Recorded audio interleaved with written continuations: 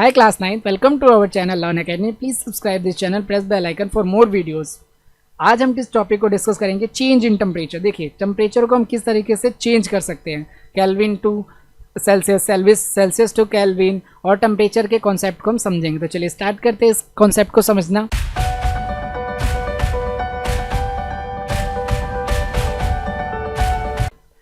Measurement of temperature. देखिए जो temperature की मेजरमेंट होती है वो किस तरह से होता है, डिफरेंट यूनिट। हमारे पास जो टेम्परेचर को मेज़र करने का होता है ना तरीका, देखिए मेजरमेंट क्या होता है। देखिए जैसे कि मान लीजिए हमें अगर डिस्टेंस मेज़र करना तो हम क्या यूज़ करते हैं, किलोमीटर और मीटर, ये सेंटीमीटर, ये चीज़ें मेज़र करते हैं।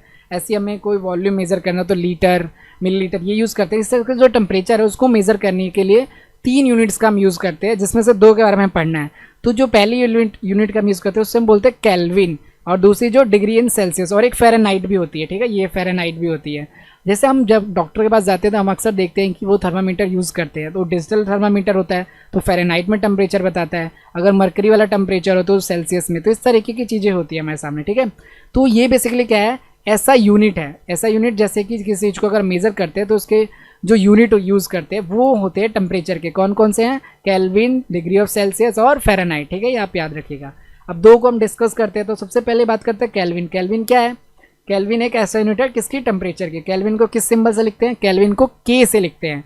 The scale of Kelvin is use to widely because it is advantage over degree Celsius. इस स्केल को ज़्यादा यूज़ किया जाता है क्योंकि इसके फायदे होते हैं डिग्री और सेल्सियस में मेजर करने वाले से। ठीक है, Kelvin scale temperature as a return in a positive usually. अब जो केल्विन में टेम्परेचर आता है मोस्ट ऑफ द पॉजिटिव में ही आंसर आता है। अब 273 केल्विन का मतलब क्या होता है कि फ्रीजिंग और मेल्टिंग पॉइंट ऑफ आइस, मतलब कि जिस पॉइंट पे कोई भी आइस फॉर्म हो सकता है, फ्रीज हो सकता है।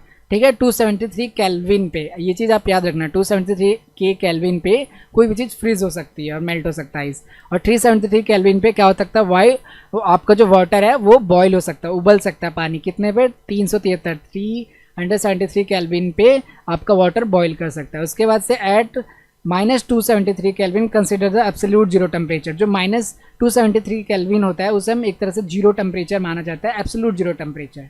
ठीक है, तो ये केल्विन के प्रॉपर्टीज़ थे। अब देखिए जब आप टेम्परेचर सेल्सियस टू केल्विन में जाना चाहेंगे, अब मतलब कि अगर आपको टेम्परेचर केल्विन में दिया गया है और आप उसको सेल्सियस में कन्वर्ट करना चाहते हैं,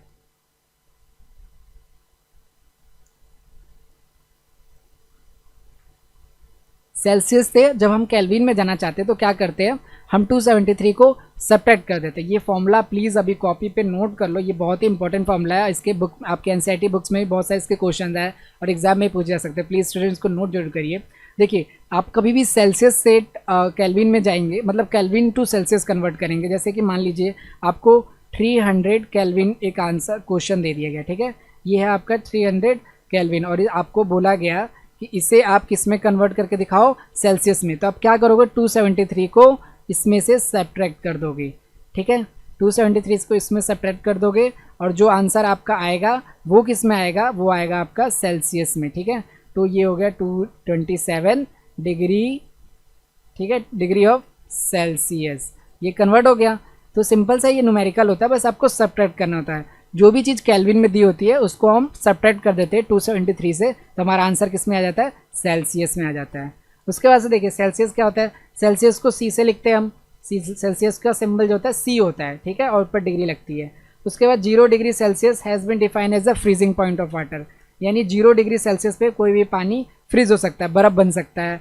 ठीक है, 0 डिग्री सेल्सियस को 100 डिग्री सेल्सियस में क्या कर सकते हैं, वाटर बॉयल हो सकता है। ठीक है, 100 डिग्री सेल्सियस के अंदर हम वाटर को बॉयल कर सकते हैं, 0 डिग्री सेल्सियस पे फ्रीज कर सकते हैं। अब इसका कॉन्सेप्ट समझते हैं, इसका न्यूमेरिकल, ये फॉर्मूला भी आप प्लीज़ नोट कर लो बुक में, आंसर कॉपी में, कि आप केल्विन से सेल्सियस में कैसे जा सकते हो। जैसे कि आपको मिल गया 300 केल्विन को, या फिर मान लो 300 सेल्सियस को कन्वर्ट कर दो केल्विन में। 300 सेल्सियस को हम किस में कन्वर्ट कर रहे हैं, केल्विन में। इसके लिए हम क्या करते हैं, टेम्परेचर में 273 को ऐड कर देते हैं, 273। ठीक है, इस चीज़ को हम क्या कर देते हैं, ऐड कर देते हैं, तो आंसर हमारा आ जाएगा 573। और जो यूनिट आएगी इसमें क्या आएगी, वो यूनिट आएगी केल्विन। ठीक है, ये इस तरह का न्यूमेरिकल होगा। दोबारा से एक बार देखते हैं, जब भी आपको टेम्परेचर केल्विन में दिया गया है और उसको आपको सेल्सियस में बदलना है तो आप 273 को सब्ट्रैक्ट करोगे, 273 को घटाओगे। केल्विन से सेल्सियस में जाने के लिए हम 273 को माइनस करते हैं। केल्विन से सेल्सियस में जाने के लिए हम 273 को माइनस करते हैं और सेल्सियस से केल्विन में जाने के लिए हम 273 को प्लस करते हैं। ठीक है, 273 को ऐड करेंगे सेल्सियस के अंदर, तब हम किसके अंदर चले जा सकते हैं, केल्विन के अंदर। तो ये आपको न्यूमेरिकल्स की आप प्रैक्टिस कर सकते हो। और कुछ अगर न्यूमेरिकल अगर आपको करना तो मैं कुछ आपको न्यूमेरिकल दे रहा हूँ, आप ट्राई कर सकते हो। जैसे कि पहला क्वेश्चन है आपका, आपको कन्वर्ट करना है 100 डिग्री सेल्सियस को किस में कन्वर्ट करोगे आप, 100 डिग्री सेल्सियस को किस में कन्वर्ट करोगे, केल्विन में। ठीक है, कन्वर्ट इनटू द केल्विन।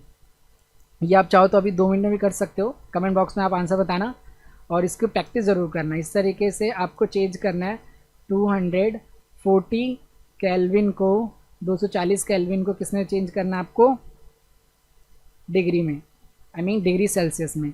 आप सब्ट्रैक्ट कैसे करोगे, माइनस कैसे करोगे, आप डिफाइन चीज़ देखना। ठीक है, और अगर आपको हमारी बनाई गई वीडियो पसंद आए तो इस चैनल को सब्सक्राइब कर लो ताकि हम और नेक्स्ट टॉपिक में मिल कर सके।